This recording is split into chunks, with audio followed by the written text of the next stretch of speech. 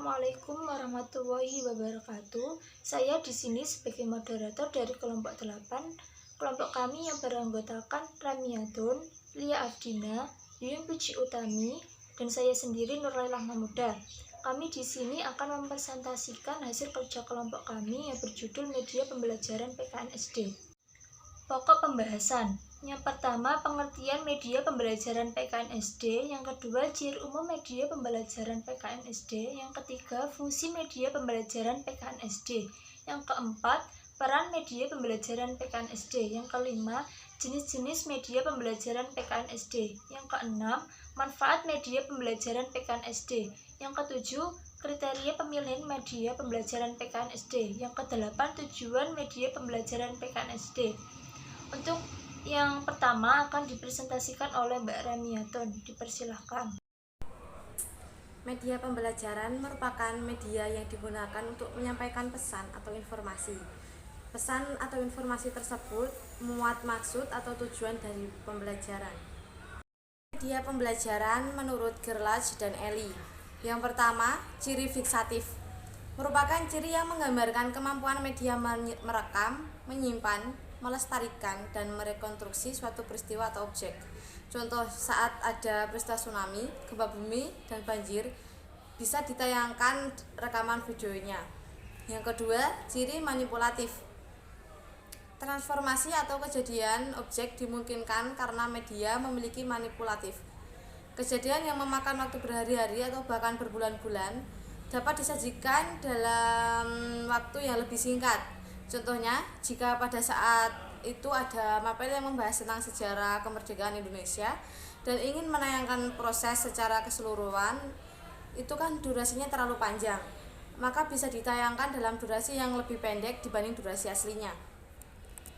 Ciri yang ketiga ada ciri distributif. Media memungkinkan suatu objek atau kejadian ditransportasikan melalui ruang dan secara bersamaan kejadian tersebut disajikan kepada sejumlah besar peserta didik dengan stimulus pengalaman yang relatif sama mengenai kejadian itu. Contohnya rekaman video, audio yang disebarkan melalui flashdisk atau link yang bisa diakses menggunakan internet. Sekali informasi direkam dalam format media apa saja, ia akan direproduksi beberapa kali pun dan siap digunakan secara bersamaan di berbagai tempat atau digunakan secara berulang-ulang di suatu tempat. Konsistensi informasi yang telah direkam akan terjamin sama atau hampir sama dengan aslinya. Fungsi media pembelajaran. Yang pertama, memotivasi minat atau tindakan. Media pembelajaran ini dapat direalisasikan dengan teknik drama atau hiburan. Hasil yang diharapkan adalah melahirkan minat dan merangsang peserta didik untuk bertindak aktif saat di kelas. Yang kedua, menyajikan informasi. Media pembelajaran ini dapat digunakan dalam rangka penyajian informasi di hadapan sekelompok peserta didik. Selain berbasis IT, penyajian ini dapat berbentuk hiburan dan juga drama. Yang ketiga, sebagai tujuan dari pembelajaran. Informasi yang terdapat dalam media pembelajaran ini harus melibatkan peserta didik dalam bentuk aktivitas yang nyata, sehingga pembelajaran ini dapat terbentuk. Selanjutnya, peran media pembelajaran. Pertama, sebagai alat bantu belajar. Media dapat memberikan pengalaman pendidikan yang nyata dalam belajar karena mengikut sertakan seluruh indera dan akal pikiran siswa dalam pembelajaran. Kedua, sebagai alat komunikasi. Dengan adanya media pembelajaran, penyampaian materi dari sumber pendidik kepada penerima yaitu anak didik akan lebih mudah dipahami. Yang ketiga, sebagai alat untuk menumbuhkan inovasi baru, yaitu penyajian materi pembelajaran tidak secara menonton, tetapi menggunakan media yang bervariasi dan sesuai. Maka perhatian anak didik akan terpusat pada pembelajaran yang disajikan. Selanjutnya yaitu jenis-jenis media pembelajaran.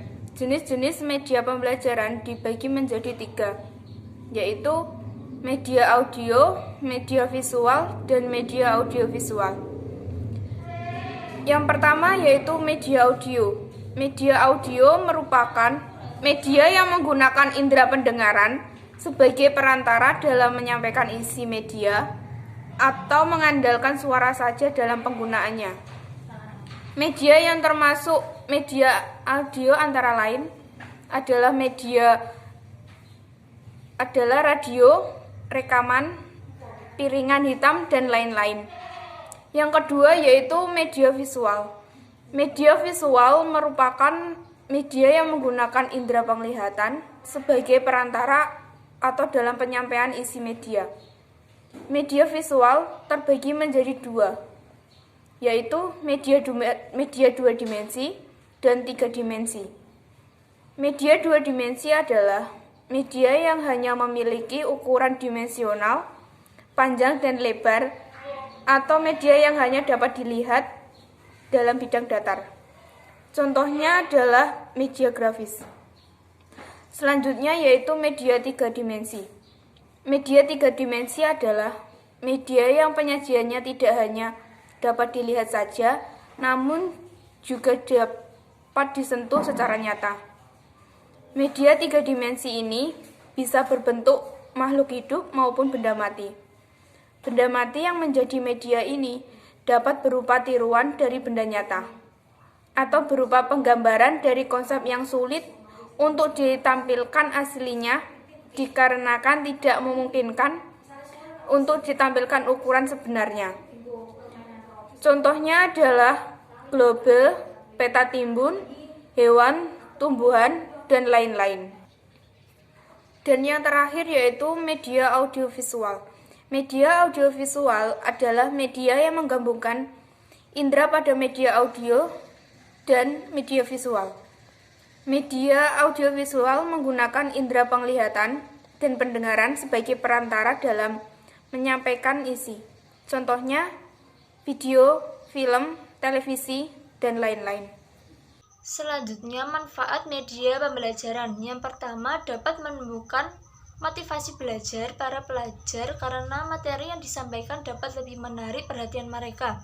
Yang kedua, penguasaan materi menjadi lebih baik karena memungkinkan bahan pengajaran disampaikan dengan berbagai media yang dapat diakses secara berulang-ulang oleh pelajar. Yang ketiga, metode pembelajaran yang menjadi lebih bervariasi dan tidak hanya menggunakan kata-kata verbal saja.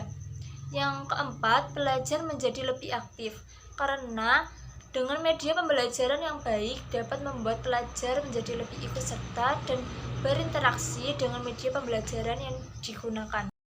Selanjutnya, kriteria pemilihan media pembelajaran. Pertama, yaitu ketepatan media dengan tujuan pengajaran. Kedua, dukungan terhadap isi bahan pembelajaran. Ketiga, kemudahan memperoleh media. Keempat, keterampilan guru dalam menggunakannya. Kelima, tersedia waktu untuk menggunakannya. Yang terakhir yaitu sesuai dengan taraf berpikir siswa.